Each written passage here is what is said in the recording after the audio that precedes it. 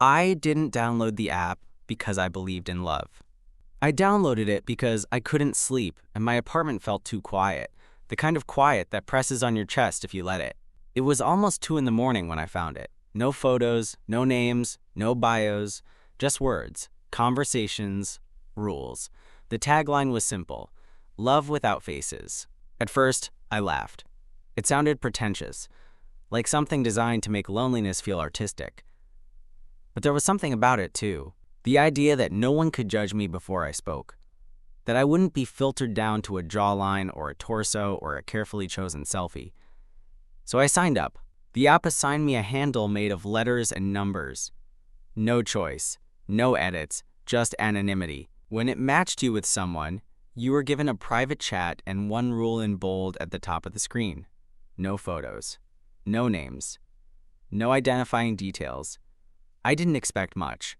I figured I'd exchange a few awkward messages, get bored, and delete it like every other attempt at connection I'd made that year. Then Elliot happened. He didn't introduce himself. None of us did. He just sent a message that said, asterisk, if you could disappear for a day, where would you go? It caught me off guard. Not, hey, not what's up. Just that. I answered honestly. Asterisks, somewhere cold. Somewhere I wouldn't be expected to talk. A few seconds passed. Then, asterisks, I'd go somewhere loud, so I could blend in. That was the first crack. The first place we fit together without trying. We talked for hours that night, about stupid things at first. Music we hated, foods we missed from childhood, places we'd almost moved to but didn't. The conversation didn't stall the way these things usually do. It folded in on itself, deeper and quieter, until it felt like the rest of the world had stepped back. He was careful with his words, thoughtful, funny in a dry, unexpected way. When I made a self-deprecating joke, he didn't rush to reassure me. He asked questions instead, real ones. By the third night, I started waiting for the sound of my phone. By the fifth, I was smiling at my screen like an idiot. We never talked about what we looked like. Not even vaguely. It became this unspoken agreement, like if we avoided the subject long enough, it would lose its power. I didn't know his age, his job, where he lived. He didn't know mine, and somehow, that made everything feel safer, more honest. One night he asked, asterisk, what's the worst thing someone's ever assumed about you? I stared at that question for a long time. Asterisk, that I'm easy to understand. Asterisk, I finally typed. His reply came slower than usual. Asterisk, that hurts. I think people assume I'm confident. I'm not. I'm just good at sounding like I am. That was when it shifted, from interesting to intimate, from talking to being seen. I started telling him things I hadn't said out loud in years, about how dating always felt like performing, about how I was tired of being reduced to a type. He told me about the exhaustion of being desired for the wrong reasons, about the relief of not being looked at. Somewhere in the middle of all that, I realized I was falling for him. Hard. The app announced the rule change on a quiet Sunday afternoon. A banner slid across the top of the screen. Asterisk update. Profile reveals will be available soon. Names and photos optional. Cons optional. But we both knew what it meant. I didn't message him right away. Neither did he. The silence sat there, heavier than any argument could have been. Because once faces entered the picture, everything we'd built would have to survive reality. When he finally wrote, it was just one line. Asterisk, I'm scared this will ruin it. I stared at the message, my chest tight. Asterisk, me too. Asterisk, I typed back. And for the first time since downloading the app, I wished I could see his face. Not to judge it, but to brace myself. Because whatever happened next was going to change us. And part of me already knew it wouldn't be gentle. In the quiet after that message, I set my phone down and sat with the feeling instead of running from it. The hope, the fear, the strange, fragile thing we'd built without ever looking at each other. I didn't know yet how painful the truth would be. I only knew that I wasn't ready to let him go. When the app finally unlocked the reveal feature, it didn't feel exciting. It felt like standing outside a hospital room, hand hovering over the door handle, knowing whatever was on the other side would change you. Elliot and I didn't rush it. We circled the moment for days, talking around it instead of about it. Our messages stayed long, careful, but there was a tension now, a thin wire humming underneath everything we said. One night, he typed, "Asterisk, we don't have to do this at the same time." I knew what he meant. I also knew that if one of us went first, the balance would shatter. Asterisk, let's do it together. Asterisk, I wrote back. Asterisk, same minute. He sent a single word. Asterisk, okay. The countdown felt stupid and monumental at the same time. I sat on the edge of my bed, phone in both hands, heart doing that uneven thing it does when I'm scared and hopeful all at once. I tried to imagine him, failed immediately. My brain kept offering up safe, blurry outlines that meant nothing. 3, 2, 1. The screen refreshed. A name appeared first. Elliot Cross. It shouldn't have meant anything. Names are just sounds we agree on. But seeing it there, clean and real, made my chest tighten. He'd chosen to show it. That felt like trust. Then the photo loaded. It took a second for my brain to catch up to my eyes. He was different than I expected. Not bad, not unattractive. Just not what my imagination had built during all those nights of words and silence. His face was sharper, more serious. Dark eyes that didn't quite smile, even though his mouth did. He looked put together in a way that suddenly made me aware of how exposed I felt. I stared too long. Long enough to feel something shift, crack, reassemble into something more complicated.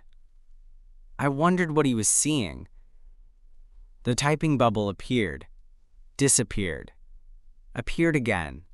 Finally, a message came through. Asterisk, I'm glad it's you. Relief hit first, sharp and dizzying. Then came the fear, quieter but heavier. Asterisk, me too. Asterisk, I replied. And I meant it. Mostly. We didn't talk about the photos right away. We slid back into conversation like nothing had happened. But it wasn't the same. Now there was a face behind every word, a real person with angles and expressions I couldn't unknow. Over the next few days, the app felt smaller, the magic thinner. I caught myself rereading his messages, matching them to the image of him, checking for alignment. Sometimes it fit perfectly, sometimes it didn't, and that scared me more than disappointment. One evening, while the city outside my window blurred into orange and gray, I admitted something I hadn't even fully admitted to myself yet. I wasn't afraid he wouldn't like me. I was afraid that liking him would be harder now, that love without faces had protected us from truths we weren't ready to carry. I set my phone down and leaned back, letting the feeling settle instead of pushing it away. Whatever this was becoming, it was real now. Messy. Human. And even with the ache forming in my chest, I knew I wasn't done. Not yet. I sat there in the quiet, breathing through the uncertainty, understanding that intimacy doesn't disappear when the fantasy ends. It just asks more of you. And I didn't know if I was strong enough for what came next, only that I was still here, still choosing to stay. After the reveal, we moved off the app. It was his suggestion, casual but loaded. Asterisk, feels weird staying there now. Asterisk, he wrote. I agreed immediately, like I'd been waiting for permission. Texting him felt different, more exposed. His name at the top of my screen did something to me that the anonymous handle never had. It made everything heavier, realer. We learned details, slowly, carefully, like stepping across thin ice. He worked in architecture. I did consulting. He lived across the city. Not far, close enough to matter. When he finally told me his age, I laughed out loud. Older than I'd guessed, younger than I'd feared. When I told him mine, he said, asterisk, that makes sense, asterisk, and refused to explain why. The strangest part was how normal it started to feel. Morning check-ins, Late-night voice notes when typing felt insufficient. I learned the rhythm of his pauses, the way he breathed before saying something honest. I started recognizing his moods without seeing him, and still we avoided the obvious. We didn't talk about meeting. It was Elliot who finally broke that silence. Not dramatically, not with a big declaration, just a message sent on a Tuesday afternoon while I was standing in line for coffee. Asterisk, I think if we don't meet soon, I'm going to start inventing reasons not to. I stared at the words, pulse spiking. Asterisk, are you inventing any now? I asked. A pause, longer than usual. Asterisk, yeah. Asterisk, he admitted. Asterisk, but I don't want them to win. Neither did I. We picked a place that felt neutral. A quiet bar with too many plants and soft lighting that didn't demand anything of you. Thursday. After work. No expectations, we agreed. Just to drink. Just to see. The hours leading up to it dragged. I changed shirts twice, then a third time. I told myself I didn't care what he thought, which was how I knew I absolutely did. I arrived early and chose a table in the back. When he walked in, I recognized him instantly. Not because of the photo, I'd already memorized that, but because my body reacted before my brain could catch up. He scanned the room, spotted me, hesitated for half a second. Then he smiled, not the careful smile from his profile picture, something softer, nervous. Hey, he said. Hey, I replied, standing too quickly. The hug was awkward. Too brief. Not enough. We sat, ordered drinks. Talked about traffic, about work, about anything except the way the air between us felt thicker than it had any right to. Up close, I noticed things the photo hadn't prepared me for. The faint crease between his eyebrows. The way his hands moved when he explained something. He was attractive, undeniably, but not in the way my feelings had imagined. And that discrepancy sat between us like a third presence. At one point, he caught me looking at him and smiled again, uncertain. You okay? I nodded. Yeah, just adjusting. He exhaled, relieved. Me too. That honesty steadied something in me. We weren't failing. We were translating. Turning words into bodies. Connection into reality. It was bound to be clumsy. When we finally stood to leave, neither of us rushed. Outside, the city hummed around us, indifferent. I'm glad we did this, he said quietly. Me too, I answered. And this time, there was no hesitation in it. As we went our separate ways, I felt the weight of the night settle into something gentler. Not certainty, not disappointment, just possibility. Reshaped. I walked home with my hands in my pockets, aware that love without faces had been simpler, but maybe simpler wasn't better. Maybe this was what it meant to choose someone again, with your eyes open. And for the first time since the reveal, that thought didn't scare me. The second date wasn't planned.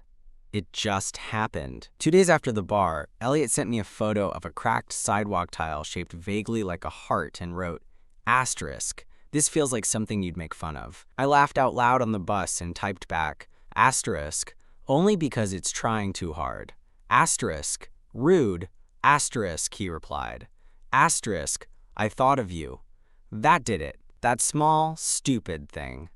The way he'd let me into the ordinary parts of his day without making it a big deal. By that evening, we were sharing takeout on his couch, knees angled toward each other, the TV on mute because neither of us was actually watching.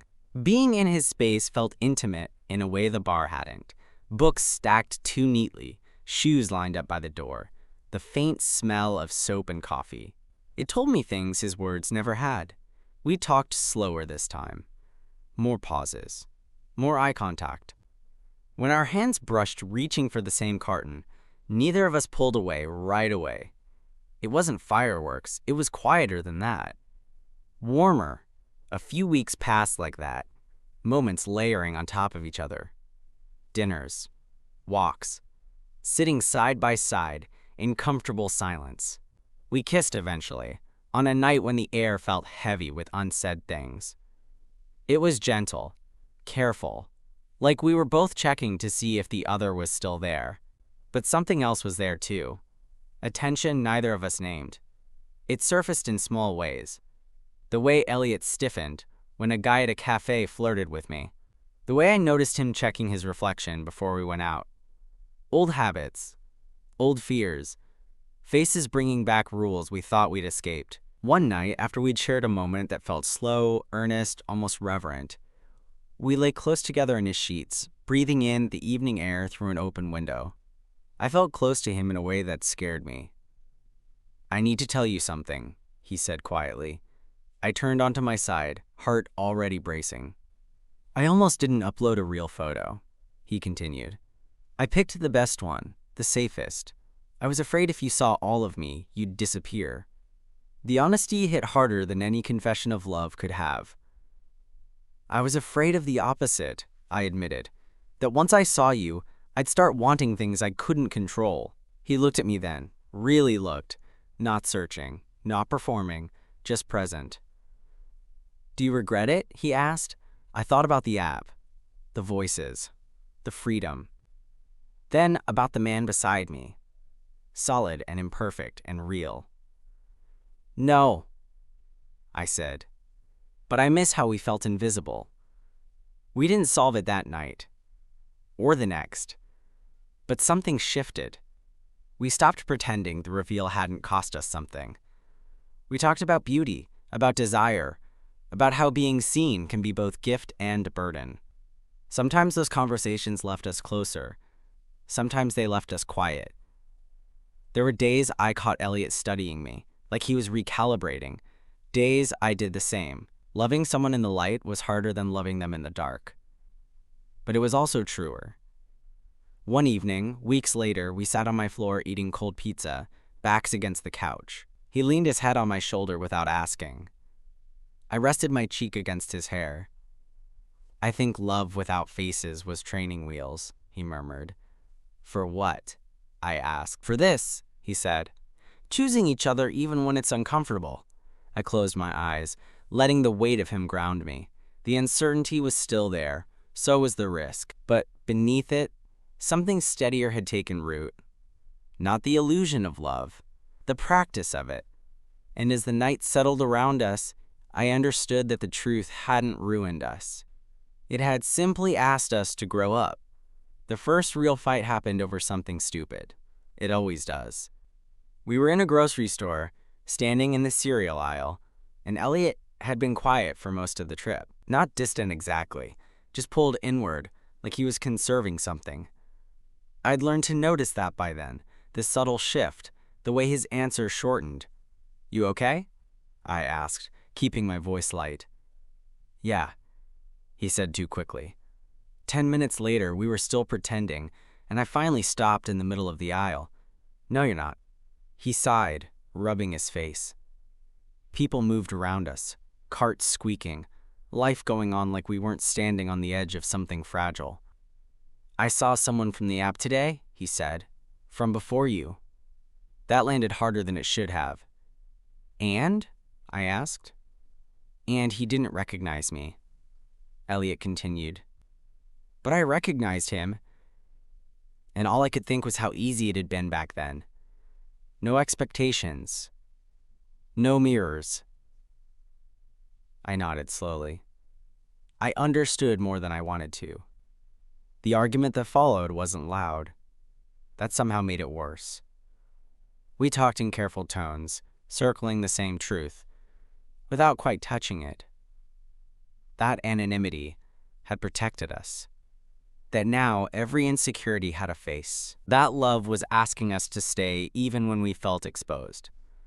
"I don't want to go back," Elliot said finally.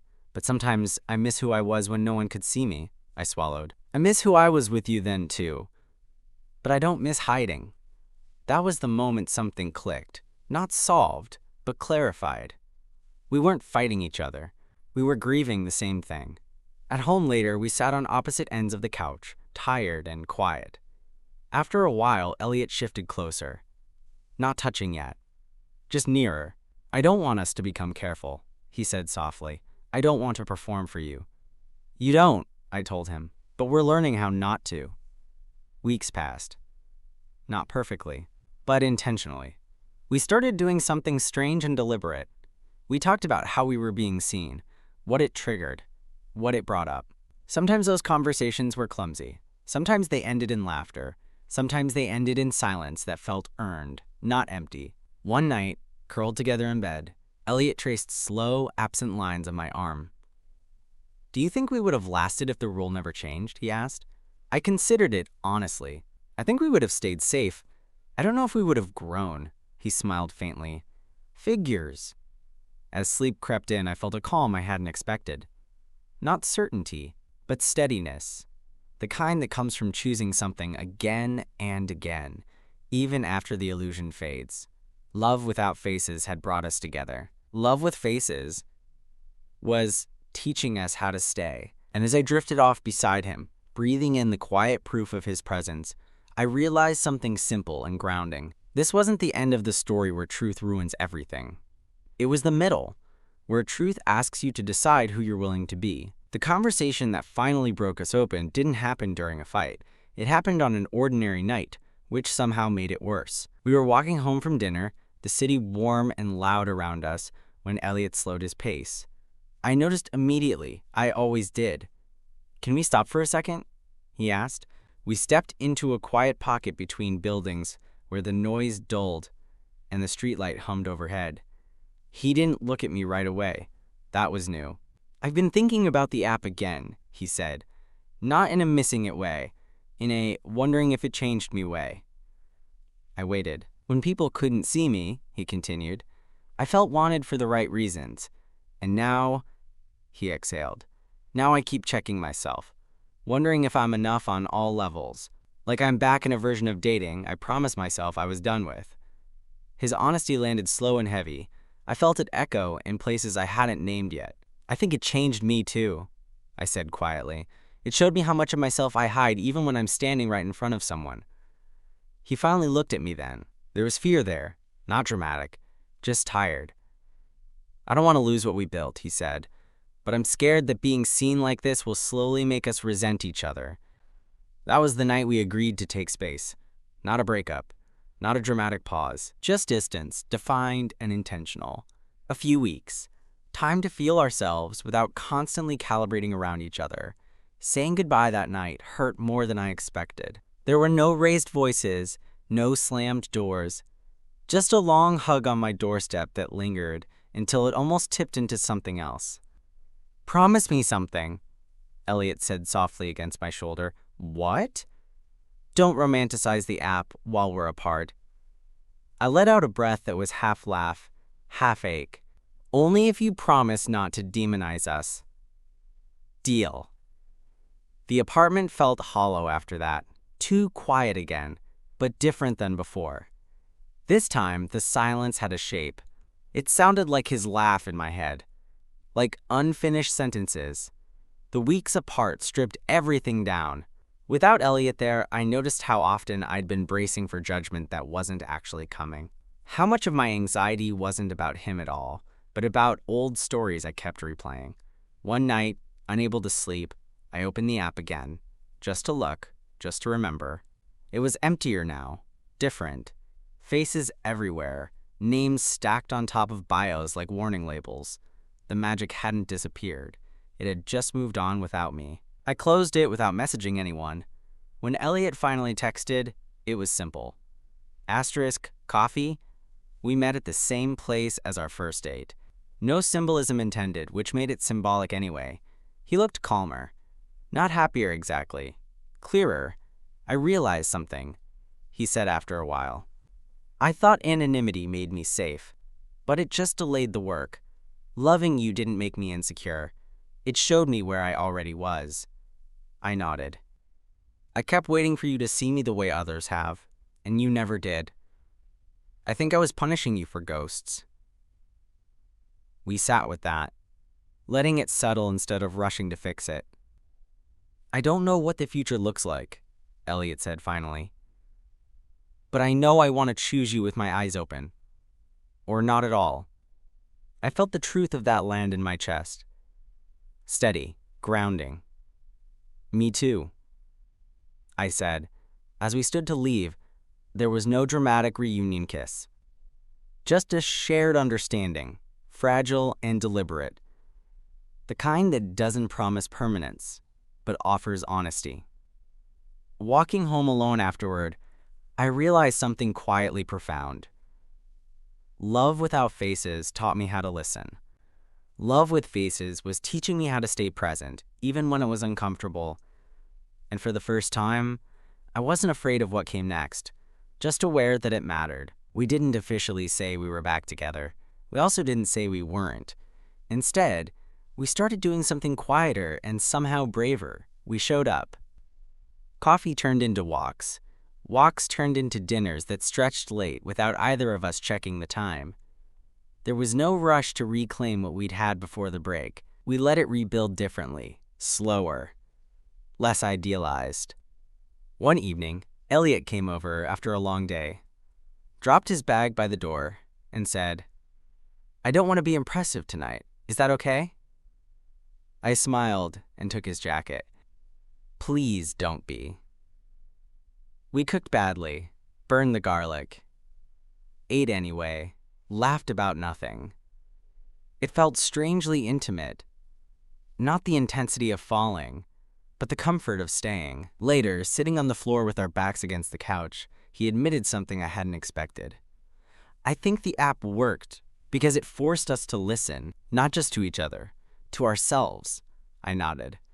"And now, we don't get to hide behind that anymore."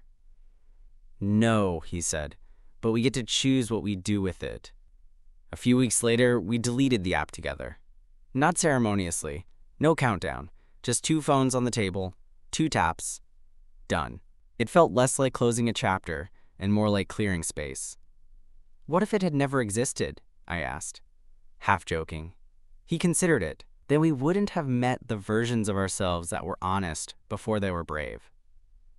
That stuck with me. We still had bad days. Days when mirrors were unkind. Days when old insecurities crept in uninvited.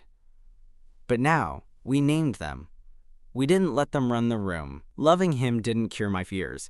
It just made me responsible for how I handled them. One night, lying in bed with the lights off, Elliot said, "I know what you look like when you're scared now." I turned toward him in the dark. "Is that a problem?" He shook his head, brushing his thumb along my wrist. "It makes me feel trusted." The last time we talked about the app, it was almost in passing. A friend mentioned something similar launching soon. Same concept, new rules. "Would you ever do it again?" I asked. Elliot smiled faintly. "Only if I forgot what it feels like to be known." I understood that completely. Love without faces gave us permission to be honest. Love with faces demanded that honesty hold up in daylight. The truth had been painful, yes, but it hadn't destroyed us. It had stripped away the fantasy and left something sturdier in its place. On a quiet Sunday morning, sunlight spilling across the room, Elliot rested his head on my chest and traced slow circles there, absent and familiar. I stared at the ceiling, not lost in thought, not afraid of the future, just present. I realized then that love hadn't been ruined by seeing each other clearly. It had been refined, reduced to something simpler and harder and real. Not a story about anonymity, not a story about disappointment. Just 2 people choosing each other, faces, flaws, and all.